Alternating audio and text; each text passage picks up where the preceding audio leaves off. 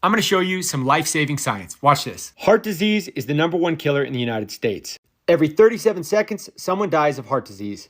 Unfortunately, if somebody's at a very high risk for a heart attack or a stroke, when they go see their doctor's probably not going to tell them anything about what I'm about to show you.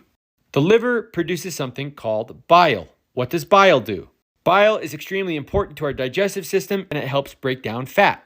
Once the bile does its job and breaks down the fat, it gets reabsorbed and it gets recycled by the liver.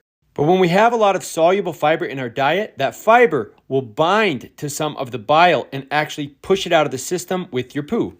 So if we start losing lots of this bile and our body's not able to recycle it, what happens?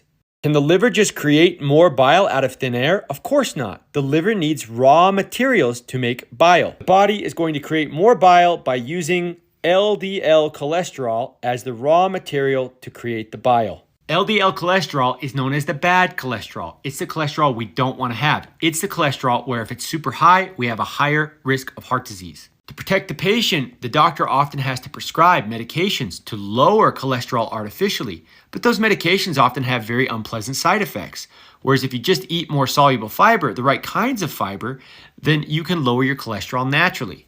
If you think I'm blowing smoke, you can go to this website right here. You can read about the health benefits of fiber and learn how fiber can protect your heart and lower your risk of heart disease.